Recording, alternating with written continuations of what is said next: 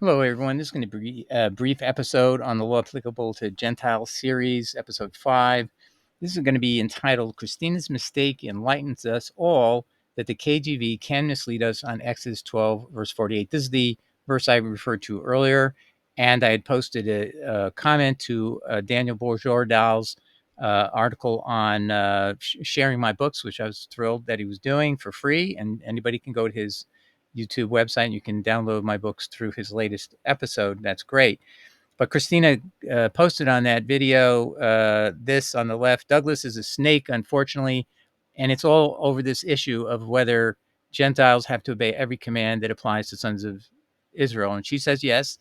And then she's going to say that I did something wrong in citing Exodus 12:48 and from the World English Bible instead of the KJV. And I'll show you what she said.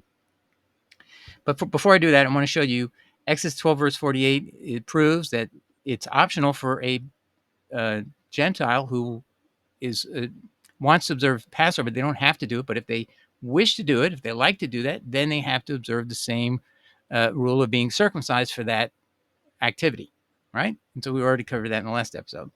Now, Christina says, oh, it's very, and so I posted the same comment on my comment to Daniel's YouTube channel video. And Christina writes this, and it's very telling. You said you searched the KJV and only came up with 4 instances, but then you cherry pick a WB verse because it makes it sound optional. And when a stranger, and then she quotes the verse. This is obviously the King James. And when a stranger shall sojourn with thee and will keep the Passover to the Lord. Now, see there, it says will keep, and she's thinking will keep means, of course, it's not wishes to keep, but, must keep. So she's seeing a meaning of must, and I don't see that, and you're going to see why. And will keep the Passover to the Lord. Let all his males be circumcised, and then let him come near and keep it, and he shall be as one that is born in the land, for no uncircumcised person shall eat thereof. I'll skip to the bottom there. Not even one of the verses referring to the law make it optional for sojourners. Well, Christina, you didn't know what's going on here. King James is written in Old English, my friends, and I did have a slide on it in the prior episode, but I didn't focus on it because it's misleading, because the word will could be exactly what Christina's thinking, construed as must. But that's not what it means in Old English. The verb will, W-I-L-L, in KJV right there, derives from the Old English villan, meaning to want or wish. So in the Old English meaning, where it's in the King James Bible, it's still in this, just being spelled slightly different than villain. It's just cut off the AN and you got will, and you have wish or desire. And that's exactly what it's saying. Wishes to keep it. And so here it is in the Wikipedia. The verb will derives from Old English villan, meaning to want or wish. And if you look at German wollen, it means he, she wants to.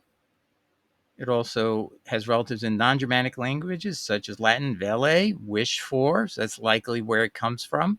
So no, Christina, you're incorrect. The King James Old English does not mean will.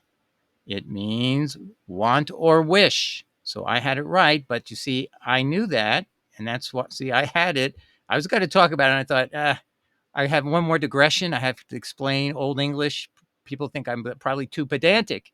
But you see, there's not one thing I can overlook, and people will try to pick on it. But you know what? You have to realize I study everything to the nth degree. So if you want to pick on it, you got to be careful. Why don't you just ask a question? What do you think the word will means in this sentence in the King James Bible, Doug? That would have been a better idea rather than calling me snake and all these things that presume you know these verses and you know the meaning of the Hebrew passages. Now I want to show you, we're going to look at the Hebrew lexicon next. So that's where Christina, before she wrote this nasty, it's very telling you search the KJV. That's nasty, people. That's not how you talk to someone politely and kindly. So let's just be more civil here, Christina. I pray you would just ask questions and I'll be civil. And that's the way to handle these things. But you presume you know something that you don't know. And this is the problem with Christians. We don't study the word. We don't know Old English. If you're going to read the King James, you got to know Old English so you don't get misled. It doesn't mean will when it says will. It means wish, because that's what will meant in that era. And it comes from the Latin. It meant same spelling virtually. It meant will. In German, the same spelling almost, and it meant wish. So you see, it's not an accident that the King James is using the word will to mean wish, because that's what it meant for centuries, going back to the 400s in the early derivative word that this came from. But let's look at the Bible Hub translation of the word. That's what you should have done. All right, so let's go to Bible Hub. Exodus 12, verse 48. What do we have? Here's the see here 1248. And whether dwells with you a stranger and wants to keep the Passover. Sounds like it's not mandatory. Hey, look at the Israel Bible by Jews to this day. 48, verse 48. If a stranger who dwells with you would offer the Pashak to Hashem. If and would mean wish. I'm sorry, Christina.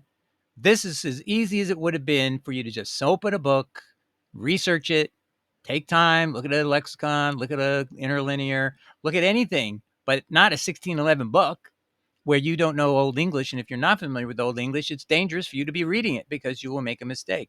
Here's Gill's exposition agreeing with me. He says it means in verse 28 is desirous of being admitted to that ordinance. It doesn't mean. So why did Gill get it right, even though he has a King James?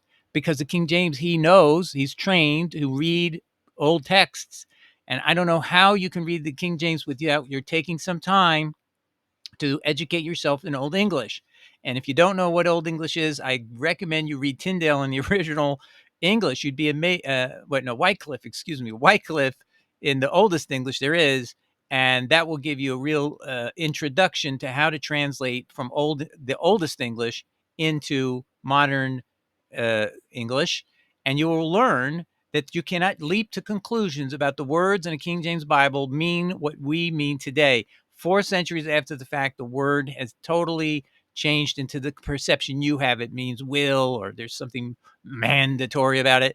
No, that's why I didn't use the King James, Christina, because it would be misleading to people. And I don't mislead people. I know Old English. I know how to do things with the Bible in the King James. I know when it has its limits, when it shouldn't be used.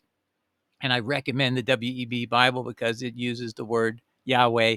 No other Bible predominantly in the predominant class will use it. All right. So this is how I addressed Christina. And despite the fact she's called me a snake, and I've tried to persuade her that she should look at these verses differently, this is I'm responding to her and I'm trying to be nice. So I say, hi, Christina. In Old English, will keep is synonymous with wish to keep. I use WB because Old English would mislead those not familiar with the changes in English since 1611. The verb will derives from Old English villan, meaning to want or wish, and I gave her the Wikipedia site. So I intend to give a video to educate you and others on Old English and how the KJV can mislead unwittingly when centuries later will lost the meaning of want or wish, its meaning in 1611. You could have avoided this false accusation against me had you gone to a Hebrew interlinear and get the translation of this word in 1248. If you go to Bible Hub, it says meaning is wants to keep. And then I give her the Bible Hub site. If you go to the commentary on 12:8 at Bible Hub, you will find Gill explains it means that sojourner is desirous of being admitted to that ordinance. Will you apologize? And I mean that seriously. Will you apologize? All right. So in closing, I hope this helps Christina and everybody else realize when you want to submit a question, you want to critique something, that it's very prudent to actually do a little bit of research. And with a little bit of research, she would have found Bible Hub. She would have seen the meaning of the word in Hebrew. It does mean want. Maybe look at Israel Bible sometime. I think that's very useful because it showed you it was an option to the uh, sojourner if they wanted to. It was to observe Passover. It's not a mandatory thing. All right. Well, anyway, God bless everybody. I hope this helps. Ciao. Bye.